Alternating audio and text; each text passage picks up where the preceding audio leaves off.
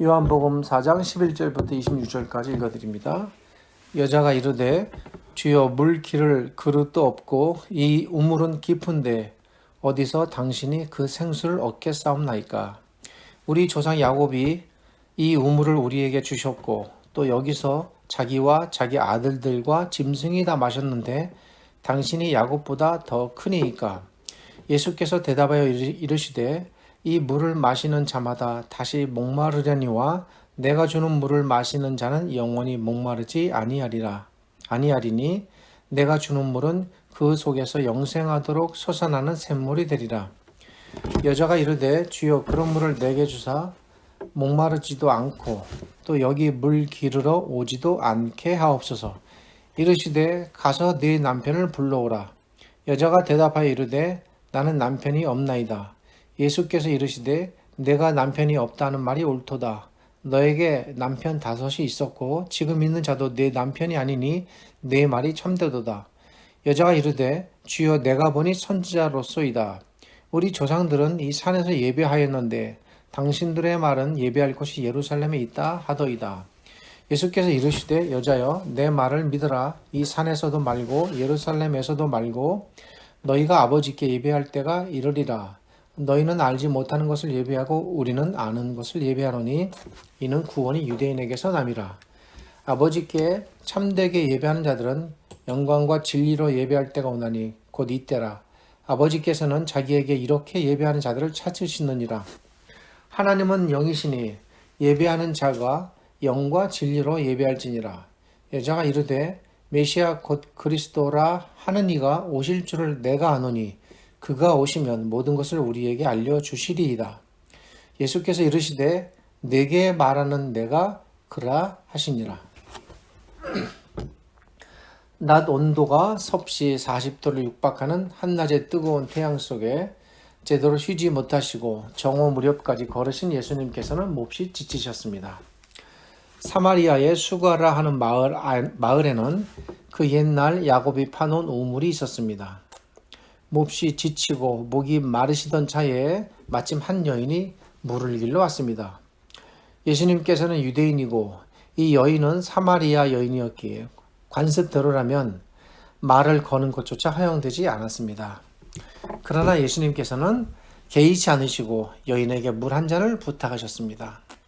여인이 볼 때 이 남자의 차림새를 보니 틀림없이 유대인 남성이 분명했습니다. 유대인 남성이 사마리아 여자인 나에게 물을 달라 하다니 여인은 놀라지 않을 수 없었습니다. 그래서 말합니다.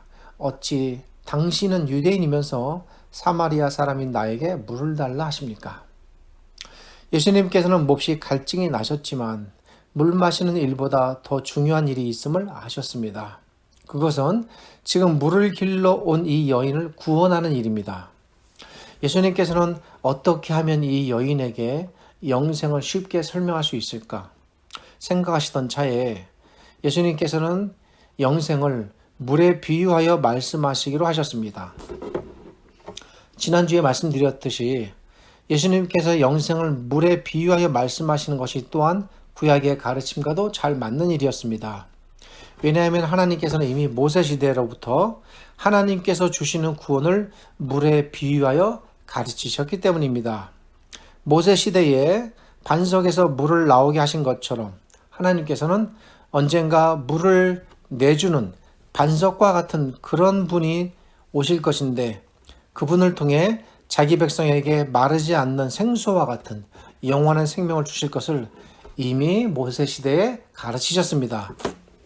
따라서 예수님께서 자신이 주실 구원을 마르지 않는 생수에 비유하신 것은 여인이 이해하기에도 좋으며 또한 구약의 가르침과도 잘 맞는 일입니다. 이에 예수님께서는 여인에게 자신이 주시는 생수를 마시라라고 말씀하십니다. 그러나 여인은 예수님의 말씀을 제대로 이해하지 못합니다. 어쩌면 그것이 당연할 수 있겠습니다. 여인은 예수님께서 주시는 물을 실제 물 주시는 것으로 이해했습니다. 그러나 예수님께서 주시려는 물은 실제 물이 아닙니다. 여기서 여인과 예수님 사이에 조금씩 생각의 차이가 벌어집니다. 예수님께서 주시려는 것은 비록 물로 말씀하셨지만 영원한 생명입니다. 이 생명은 한번 주어지면 소멸되지 않는 영원한 것이기에 예수님께서 이 생명을 마르지 않는 생수에 비유하여 말씀하신 것입니다. 그런데 여인은 그 의미는 깨닫지 못했습니다. 깨닫지 못한 여인은 오히려 예수님께 질문합니다. 여인이 예수님께 지금 보니 당신은 이렇게 지나가시는 분 같은데 물기를 그릇도 없고 또 이 물이 깊은데 어디서 당신이 그런 생수를 얻는다는 말씀입니까? 그러면서 여인은 이 우물이 어떤 물인지 은근히 자랑하듯 말합니다. 여인이 예수님께 이 물로 말할 것 같으면 우리 조상 야곱이 직접 판 역사 깊은 우물인데 그래서 정말 좋은 물이 여기서 나오는데 당신이 이보다 더 좋은 물을 나보다 줄 수 있겠습니까? 라는 것입니다. 당신이 그렇게 나에게 더 좋은 물을 줄 수 있다면 이 우물을 파신 우리 조상 야곱보다 당신이 더 훌륭하고 좋은 분이라는 것입니까? 농담하지 마십시오 라는 투로 하는 말씀이 12절입니다. 예수님께서 말씀하시는 물은 실제 물을 말하는 것이 아닌데 여인이 예수님의 말씀을 알아듣지 못하자 예수님께서는 자신이 주는 물이 어떤 물인지 그 물의 실제적 의미에 대하여 조금씩 접근하면서 설명하기 시작하십니다. 여기에 한 가지 의문이 있습니다. 그것은 여인이 예수님의 말씀을 제대로 이해하지 못했다면 예수님께서 더 이상 시간을 끌지 않으시고 바로 본론으로 들어가셔서 네가 내 말을 잘못 알아듣는구나. 내가 주려는 것은 실제 물이 아니다. 내가 주려는 것은 영생이다. 라고 말씀하실 수도 있는데 예수님께서는 계속해서 물이라는 단어를 사용하셔서 물로 이야기를 전개해 나가십니다. 왜 그러셨을까요? 왜냐하면 여인이 예수님의 말씀을 비록 잘 이해하지 못하였지만 예수님께서 13절에서 계속 이어서 그 물로 소재를 이어서 말씀하시는 이유는 만약 예수님께서 여기서 여인의 질문을 딱 자르고 바로 본론으로 들어가셔서 구원에 대하여 말씀하셨다면 예수님께 대한 여인의 태도가 자연스럽지 못할 수도 있습니다. 여인이 예수님께 대하여 알고 있는 것이라고는 예수님이 지나가는 여행객이고 그가 유대인 남성이라는 것 외에는 아는 것이 없습니다. 그런데 갑자기 내가 너에게 영생을 주노라 라고 말하면 정상적인 사람으로 보이지 않는 것입니다. 예수님께 대하여 그 어떤 것도 보고 들은 바가 없었습니다. 이 본문의 상황을 생각해 보건대 아마도 당시에 이 사마리아 지역까지 예수님께 대하여 어떤 소식이나 그분의 행적이 전해지지 않았던 것 같습니다. 그러기에 예수님께서 아무리 영생에 대해 가르치셔도 여인은 예수님의 말씀을 들을 만큼 예수님께 대한 받아들일 마음의 준비, 즉 인식이 되어 있지 않았던 것입니다. 그런 여인에게 예수님께서 처음부터 느닷없이 나는 구원자다, 내가 영생을 줄 것이니 너는 내가 주는 이 영생을 받으라 라고 말씀하셨다면 여인이 과연 예수님을 어떤 식으로 받아들이고 그 말씀을 믿었을까? 이러한 이유 때문에 예수님께서는 영생에 대하여 말씀하시기 전에 먼저 하셔야 될 작업이 있습니다. 그것은 뭐냐면 예수님 자신에 대한 여인의 인식을 끌어올리는 일입니다. 그리고 기회를 봐서 적당한 순간에 여인이 예수님께 대하여 어느 정도 인식이 바뀌고 받아들일 준비가 판단되었을 때 비로소 영생에 대하여 본론을 말씀하시는 겁니다. 이것이 적어도 이 본문 안에 드러난 예수님의 대화의 방식이었습니다. 예상대로 예수님께서 물에 대하여 계속 말씀하시자 여인은 이제 물을 뚫러 온 사람이고 평소에도 늘 물이 필요했던 사람이니까 물이라면 여인이 관심을 보일 수밖에 없는 것입니다. 여인이 거기에 대한 적극적인 관심을 보이자 예수님이 계속 말씀을 이어갑니다. 여인은 이런 식으로 관심을 보였습니다. 아까도 말씀드렸듯 당신은 그릇도 없고 나한테 어떻게 생수를 주신단 말씀입니까? 반문을 합니다. 그러나 여인의 이런 질문이 오히려 예수님께서 대화를 이끌어 가실 좋은 기회가 됩니다. 예수님께서는 여인의 집중을 좀 더 이끌어내시기 위해 자신이 주는 물이 어떤 물인지 물로 설명합니다. 그것이 13절과 14절입니다. 예수님께서는 아직 때가 이르지 않았음을 아시고 우선은 계속해서 영생을 물로 비유하여 말씀하시는 일을 계속합니다. 예수님께서는 13절과 14절에서 사람이 마시는 물은 마시고 마셔도 목이 마르지만 내가 주는 물은 한 번 마시면 계속 솟아나는 샘물과 같아서 영원히 다시 목마르지 않을 것이다 라고 말합니다. 예수님께서 말씀하시는 영생을 계속 물로만 이해했던 여인은 너무 반가웠습니다. 너무 힘들었습니다. 매일매일 이 물동이를 치고 먼 곳까지 걸어서 물을 길어 그 무거운 물동이를 또 치고 가야 하는 일 얼마나 힘들었겠습니까? 한 번 마시면 다시 안 마셔도 된다는 물이 있다면 참으로 좋겠다라는 생각이 드는 것은 자연스러울 것입니다. 여인은 너무나도 반가움 나머지 자신도 모르게 그렇습니까? 그런 물이 있다면 제발 저에게 주십시오. 제가 다시 물 길러 오지 않도록 해주세요. 라고 답변하게 됩니다. 예수님과 여인의 대화가 비록 이해의 차이는 있지만 자연스럽게 이어가게 됩니다. 여인이 이쯤 이야기했다면 이제 예수님께서도 말씀하시고자 하시는 본론을 말씀하셔야 됩니다. 언제까지 계속 빙빙 돌려서 물 이야기만 할 수는 없는 것입니다. 그런데 아직 해결되지 않은 문제가 하나 있었습니다. 아까 말씀드렸듯이 여인이 예수님께 대해 예수님이 과연 어떤 분인지 전혀 깨닫지 못하고 있다는 사실입니다. 예수님이 영생을 주시는 분으로 여인이 이해하려면 선행되어야 될 것이 뭐냐면 그 예수님에 대한 인식이 바뀌어야지만 가능한 일입니다. 만일 여인이 예수님을 하나님께로 보내신 구원자로 그리고 그리스도로 인식한다면 예수님께서 주시는 영생도 이해하고 받아들일 준비가 되는 것이죠. 그러나 여인이 예수님께 대해 알고 있는 것이라고는 말씀드렸듯이 유대인 남성이라는 것이 전부입니다. 그리고 이 남성이 자신에게 신비로운 물을 주겠다고 하니 또 필요한 게 물이니 거기에 대해 호기심을 보이는 정도일 뿐입니다.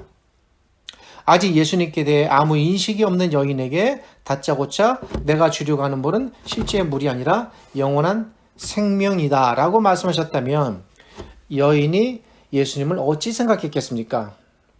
예수님의 말을 믿지 못하는 것은 물론이고 예수님을 더 이상 상대하지 않으려 했을 수도 있습니다.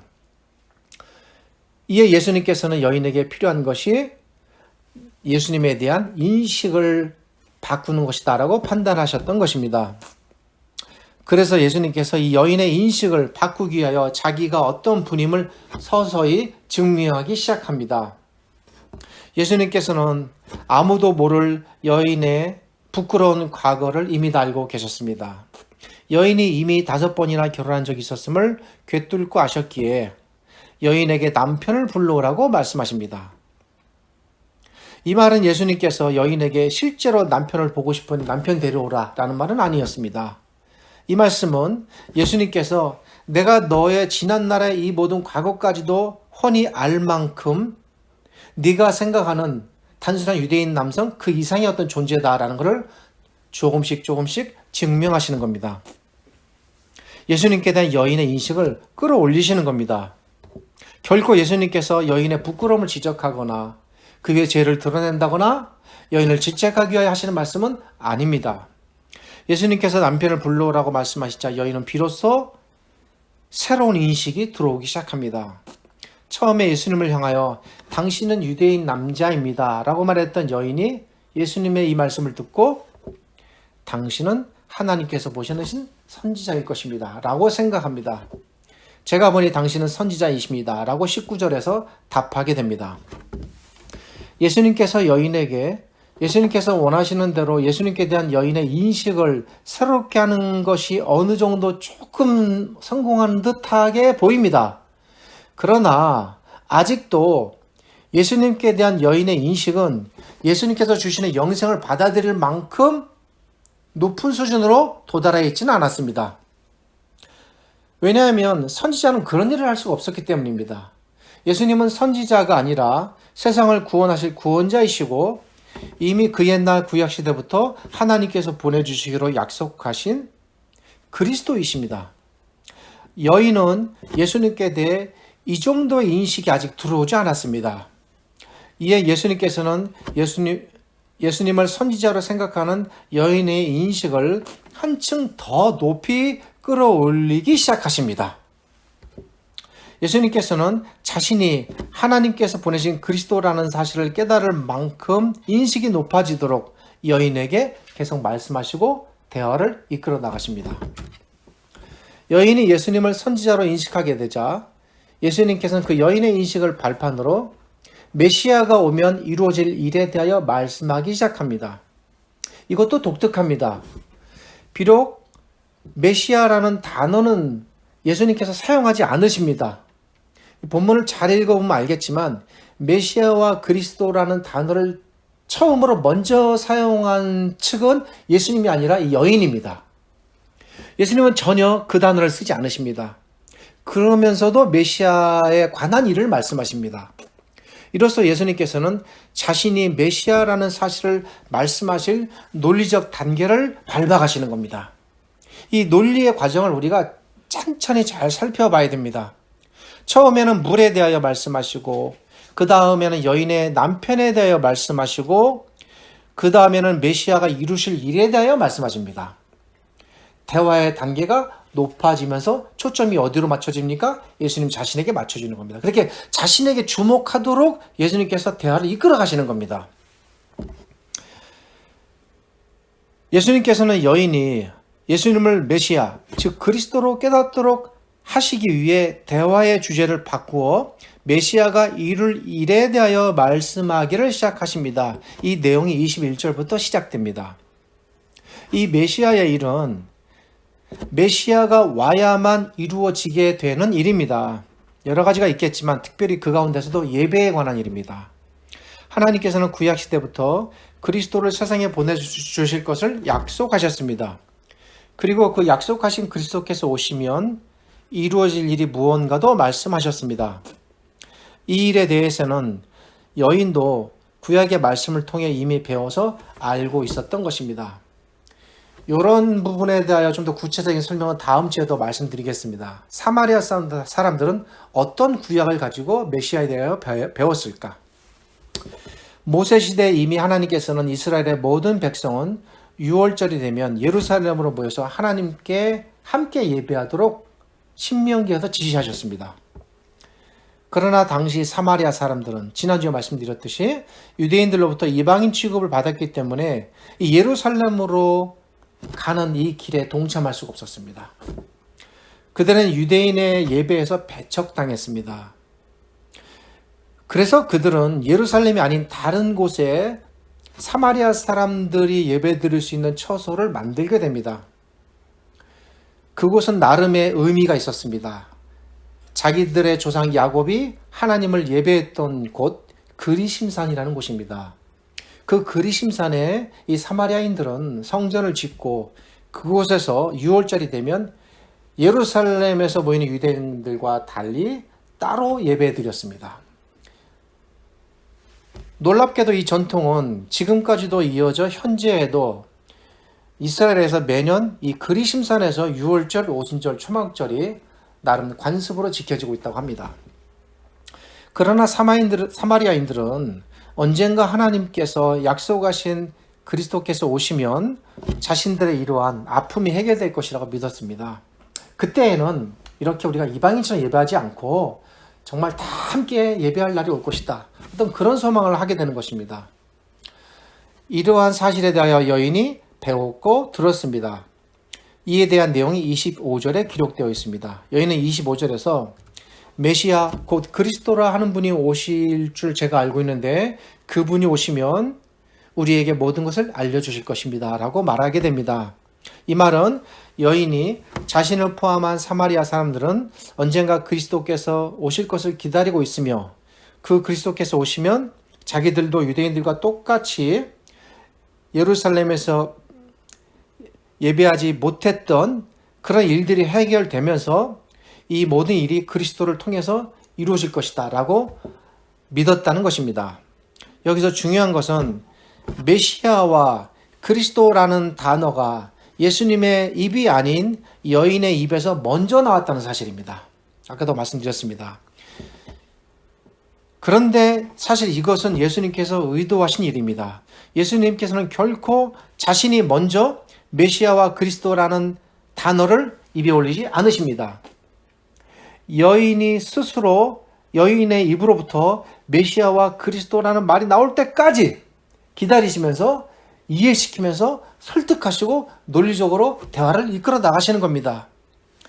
여인의 입에서 비로소 기다리던 메시아와 그리스도라는 말이 나오자 드디어 예수님께서 기다렸다는 듯이 말씀하십니다. 무엇입니까?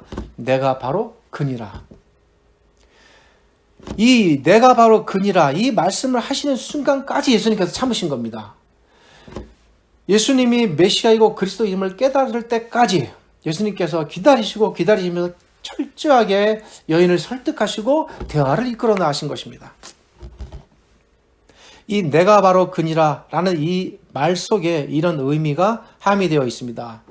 너와 이곳 사람들은 메시아를 기다리고 있는데 지금 너와 말하고 있는 내가 바로 너희가 기다리던 메시아 그리스도니라. 그러기에 내가 너에게 말한 이 영원한 생명을 줄 이가 바로 나니라 라는 말씀입니다. 내가 바로 그니라 라는 말 속에 예수님이 어떤 존재이시고 또 그분이 주시는 영원한 생명이 어떤 생명인지가 오롯이 담겨 있는 것입니다. 이렇게 해서 예수님께서 여인을 설득하시는 한 단계의 작업을 마무리해 나가십니다. 오늘 본문 여기까지 있기 때문에 여기까지만 말씀을 드립니다. 시간상 오늘 본문 안에서 중요한 내용들을 다 다루지 못했습니다. 사실 살펴야 될 몇 가지 중요한 내용들이 본문 안에 담겨 있습니다. 그것은 20절부터 25절 안에 담겨 있는 내용들인데 예를 들면 너희는 알지 못하는 것을 예배하고 우리는 아는 것을 예배한다 라는 말씀의 의미, 그리고 이어지는 구원이 유대인에게서 난다라는 말은 도대체 무슨 말인가, 그리고 23절에 신령과 진정으로 예배한다는 말씀은 도대체 무슨 뜻인가, 이런 것들이 오늘 본문에 담겨있는 중요한 핵심적인 내용들입니다. 이 부분들에 대해서는 따로 시간을 내어 다음 주일에 집중적으로 살피도록 하겠습니다. 지금부터 2000여 년 전 사마리아의 수가의 한 우물에서 여인을 만났던 우리 주님께서 결국 여인에게 말씀하셨습니다. 내가 바로 너희가 그렇게 오랫동안 기다리던 바로 그 메시아다. 내가 너희를 구원할 자이며 그리스도이다. 내가 너희에게 영원히 목마르지 않는 구원의 생수를 줄 수 있고 또한 주겠다. 예수님의 말씀을 믿고 받아들여 그 앞에 무릎 꿇은 여인과 그 땅의 백성을 구원하신 예수님께서는 지금도 동일한 음성, 동일한 심정으로 이 기록된 요한복음의 말씀을 통하여 우리에게 외치고 계시는 것입니다. 이 땅에 진정한 생명을 줄 자, 시들지 않는 영원한 생명을 줄 자는 바로 나다. 내가 너희를 영원히 구원할 것이다. 나를 믿고 따르라. 영생이 너희에게 있으리라. 이것이 이 사건을 통해 우리 주님께서 지금도 우리에게 외치시는 말씀입니다. 우리 주님께서 2000여 년 전이나 지금이나 동일하게, 그리고 저 멀리 떨어져 있던 이스라엘 사마리아의 수가에서나 지금 이 나라 이 땅에서나 동일하게 말씀하시는 것입니다. 끝으로 그러나 우리가 여기서 반드시 잊지 말아야 할 한 가지 중요한 사실이 있습니다. 사실 이 부분이 제가 당부하고 싶은 부분입니다. 예수님께서 앞으로 우리에게 영원한 생명을 주실 것이다 라는 것이 아니라 이미 우리에게 영원한 생명을 주셨고 그 생명이 우리 속에서 이미 시작됐다는 사실입니다. 이 말은 우리 안에 이미 이 생명이 존재하고 탄생되었고 우리가 그 생명으로 인하여 살고 있다는 사실입니다. 죽어서 영원한 생명을 얻는 것이 아니라 살아있는 이 땅에서, 이 지상에서 보이지 아니하는 영원한 생명이 싹 트고 시작되었음을 깨닫고 발견해야 됩니다. 죽어서 하나님 나라에 들어가는 것이 아니라 우리가 예수 그리스도를 믿는 순간 이 땅에서 이미 하나님 나라 안에 들어가게 되는 것과 같은 원리입니다. 예수님께서 천국이 너희에게 임했다라는 것이 그런 의미였습니다. 그렇게 우리가 이 땅에서 하나님의 나라 안에 들어와 있는 것처럼 그리스도 안에 있는 모든 사람들 속에는 주님께서 말씀하시는 이 영원한 생명, 영생이 이미 우리 속에서 시작된 것입니다. 우리가 이 땅에서 육신의 삶을 다한다 할지라도 우리 안에서 시작된 영원한 생명은 결코 멈추지 않습니다. 왜냐하면 그 생명은 영원히 꽃피고 하나님 나라에서 지속될 것이기 때문입니다. 이 영원한 생명을 주시기 위하여 우리 주님께서 오셨고 그리고 우리에게 나타나셨습니다. 한 번 마시면 다시 목마르지 않는 샘물처럼 영원한 생명은 우리 안에서 영원히 시들지 않는 생명이 되어 우리를 지금 살려나가고 있으며 앞으로도 우리를 그렇게 계속 살려나갈 것입니다. 우리를 살리어 영원한 생명을 주신 우리 주님 예수 그리스도, 이 하나님을 찬양하고 또 찬양합니다. 기도하겠습니다. 거룩하신 하나님 감사합니다. 저 옛날 우리가 알지 못하는 그곳에서 한 여인을 만나 영원한 생명을 주시는 분임을 깨닫게 하시고 이 땅에 오신 메시아여 그리스도이심을 알게 하신 하나님 감사합니다. 그 예수님께서 우리에게 오셔서 우리도 그 구원에 참여하게 되었고 우리도 주님께서 주시는 그 생명의 물을 마셔 영원한 생명을 얻게 됨을 감사드립니다. 이 생명이 날마다 우리를 살리고 있으며 병들지 않게 하시고 넘어지거나 쓰러지지 않게 하시고 영원히 하나님의 나라에서 지속될 삶으로 우리를 이끌어 줄 것을 믿사옵니다. 이러한 놀라운 생명을 주시기 위하여 이 땅에 오신 우리 예수님, 우리 하나님을 찬양하고 또 감사드립니다. 날마다 예수님의 그 음성에 귀 기울이고 그 가르침을 전적으로 믿고 따르며 예수님의 백성으로 신실한 하나님의 자녀로 살아가게 하여 주시옵소서.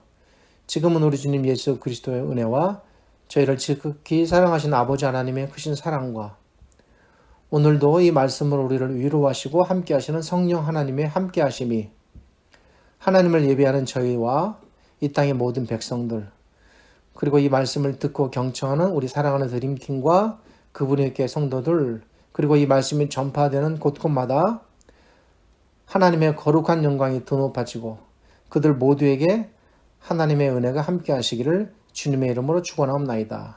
아멘.